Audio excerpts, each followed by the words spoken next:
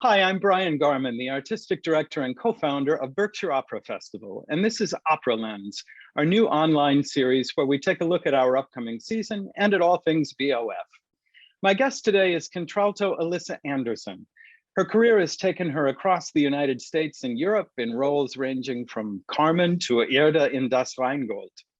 This August, she will be starring in BOF's main stage production of Verdi's Falstaff as Mrs. Quickly, one of the Merry Wives of Windsor who does a lot of the comedic heavy lifting in this opera.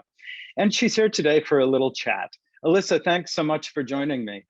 Oh, I'm so happy to be here. I'm so happy to be on a Zoom with someone that I'm going to see in person very soon. Isn't it exciting? I'm very much looking forward to seeing you here in Berkshire soon. While we're on the subject, will these be your first live performances since COVID hit, or have you been able to find singing opportunities during the pandemic? Well, it's certainly been different. My first role back inside was 2 weeks ago in Santa Barbara at Opera Santa Barbara, doing that Erda in Das Rheingold. And that was wonderful. That was a really cool experience. The cast was full of friends, and it was like a big reunion after a very hard year and a half. So very, very grateful for that, and grateful to keep on working. We want it to all come back as fast as possible. We've missed it so much. Absolutely, we have. Alissa, I'd like to start this morning by talking with you a little bit about comedy. Your repertoire is quite wide-ranging, but you've done a ton of comedy. I know that you've done Marcellina in Marriage of Figaro, Mrs. Lovett in Sweeney Todd, Madame de l'Altière in Cendrillon. This is just to name a few.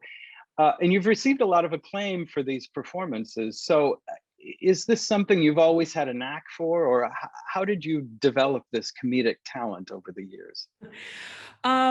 Much to my parents' chagrin, I have been kind of a comic animal since I was a child. And my mother was a very proper, elegant woman. And I remember telling her once, I'd rather be funny than be a lady. So I feel like I've combined that a little. I can do both now. But it has always been something that I just lean towards. I love to make people laugh. I think it's the most important thing you can do in a day, honestly. So it kind of comes natural to me, but I have enjoyed doing all these roles and developing. Every role I do, your timing gets better, you have new ideas, and every time you do these roles again, you find something new that's funny. And even in tragedy, I think one of my mentors in graduate school was Leon Major at University of Maryland. And he said, you always need to find the comedy even in tragedy. Because there's something there. He said, you never have a tragic situation where there's not one moment of levity ever. And if you don't, it's not very interesting to watch. So I think that it's important to find those edges of the character no matter what you're portraying. Sure, those are very wise words, I think. Do you think that playing comedy requires a different skill set from playing tragedy? It's hard to say. I used to think that you couldn't teach comic timing. I don't think that's true anymore. I think you can. And the more you do it, the better you get at it. And anybody who's ever been a stand-up comedian, their first set is never as good as the last one they did, So it just takes experience. I do think sometimes some people are a little more have a knack for it. As I scroll through TikTok on my time off, I find that there are a lot of very, very funny people in this world. So now we have we have some more venues to showcase that. But yeah, it's a slightly different amount. It's a slightly different skill set. You listen a little bit differently to your colleagues. I see. Well, Falstaff, of course, is one of the very greatest operatic comedies of all time. And Mrs. Quickly is one of the great comic characters of opera and literature as well. She appears in Henry IV and Henry V and Merry Wives of Windsor. She's also, like Ulrika in Ballo in Maschera, part of the grand tradition of Verdi's really low-voiced ladies. So what can you tell our audience about this character and her music that might be especially notable or interesting to you? Oh my gosh, she's just fabulous. I love her. She knows the score. Like, she is the smartest person in every room she goes into. I feel like she's kind of like the den mother in a way, or the house mother, if you will, of all of these women. They're all very, very smart, but she sees right through every single thing that any man would ever put in front of her. You cannot get anything over this woman. So, you know, I think she knows. They see those 2 letters that he sends. He sends a letter to both Alice and to Meg. Falstaff does. I'm sorry, to entice them. And yeah, I mean, they figure it out really, really quickly. But if they hadn't, she would have been right on the ball and been like, y'all, he slid into everyone's DMs. Just don't, you know, if it was up to her, she'd throw the whole man away. But she'd rather embarrass him first and get him to learn his lesson, which he does, but just very embarrassingly and multiple times. So she's really the mastermind of all of that. And I think it's wonderful. Exactly. And you've done this role before, have you not? This is not your first time with Quick Wit. I did it in 2014, and I will say it is in this music is it's so fantastic. It's a true ensemble piece. But what makes it quite difficult is he did make up a lot of language.